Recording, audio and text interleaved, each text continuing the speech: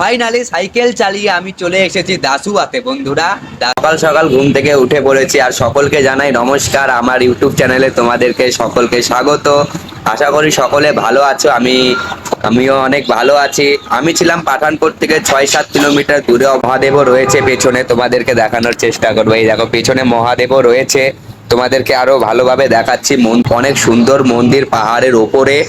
মানে আমি এখানেই ছিলাম রাতে, আমাকে আশ্রয় দিয়েছিল গুরুজিরা, ছিল অনেক ভালোবাসা পেয়েছি। আর খাবার দাবারের কোনো অসুবিধা হতে দেয়নি গুরুজিরা। চলো তোমাদেরকে মন্দির দর্শন করাই। চলো এবার মা দুর্গাকে দর্শন করাই আগে। এটা কিন্তু আসলে মা দুর্গার মন্দির। অনেক দূর দূর থেকে লোক আসে এই মন্দিরে পুজো দিতে। পেছনে মহাদেব রয়েছে, মহাদেবকে সুন্দরভাবে দর্শন করাচ্ছি। এই দেখো মন্দিরের প্রাঙ্গণ, সামনেটা ঠিক এইরকম। চলো ভেতরে। এই দেখো আমাদের মা দুর্গা, মানে অনেক সুন্দরভাবে সাজিয়েছে দুর্গা মাকে আমাদের। একদম অসাধারণ, খুব সুন্দর লাগছে কিন্তু সত্যি। আর দূর দূর থেকে লোক আসে এই মন্দিরে মাকে পুজো দেওয়ার জন্য। খুব সুন্দরভাবে সাজিয়েছে ভেতরটা। গুরুজি বসে রয়েছে এখানে, ঠিক আছে।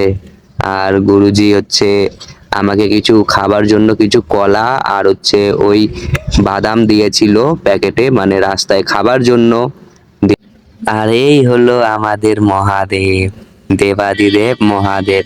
কত সুন্দর মহাদেবের মূর্তিটি তৈরি করেছে, এত বড় কিভাবে তৈরি করেছে ধারণার বাইরে। আর অনেক সুন্দরভাবে বানিয়েছে মহাদেবকে, সত্যি অসাধারণ।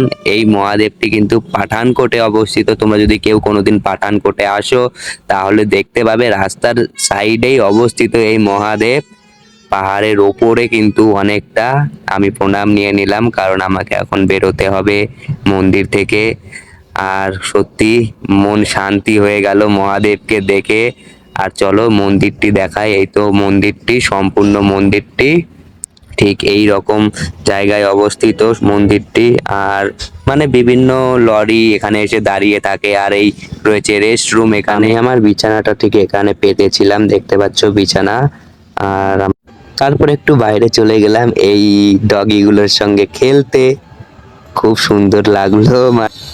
তারপর মন্দির থেকে বেরিয়ে পড়লাম আমি আবার নিজের উদ্দেশ্যে।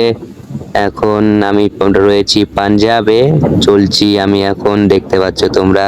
দেখি কোথায় গিয়ে আজ আশ্রয় পাই। বেজে গেছে আর এখন পর্যন্ত প্রায় 25 কিলোমিটার সাইকেল চালালাম।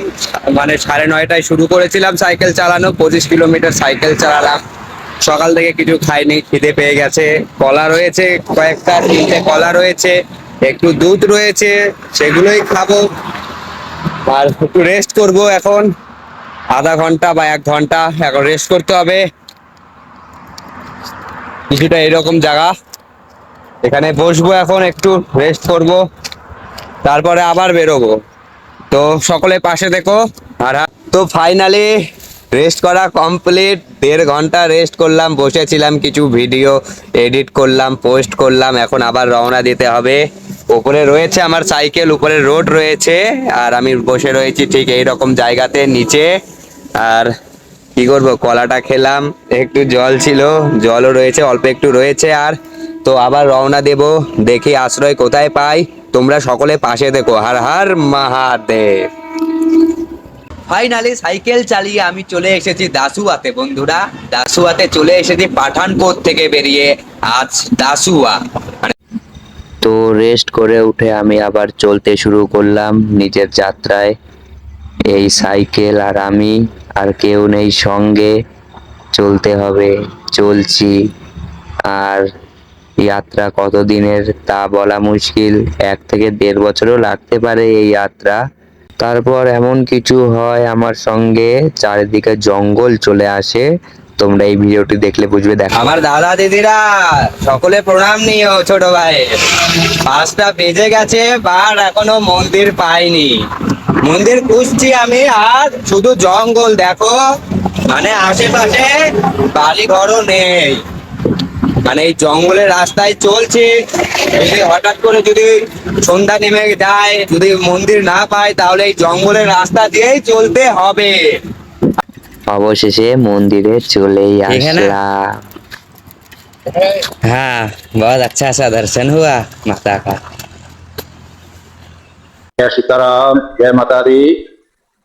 आगे हमारे पास भगत आए हैं, सुबह भाई। बाबा जी मंदिर का नाम क्या बता?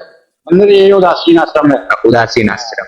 यात्रियों की सेवा होती है यहाँ पर, कोई भी आता है यात्री मतलब आता है रात को। कोई भी वैष्णव माता के दर्शन के लिए जाते हैं तो दासुआ में है उदासीन आश्रम, इधर जरूर रुकना। और रोड के साइड में ही है। और बाबा जी बहुत अच्छा है। मैं वैष्णव देवी दर्शन करने गया था, इसके पहले भी रुका था एक रात। बहुत अच्छा खातिरदारी किया, नहाने का खाने का बंदोबस्त सब बाबा ही करके देता है। और अच्छा लगा मुझे। मैं फिर से आज रात यही रुकूंगा बाबा जी के इधर मंदिर में। बहुत अच्छा है बाबा जी।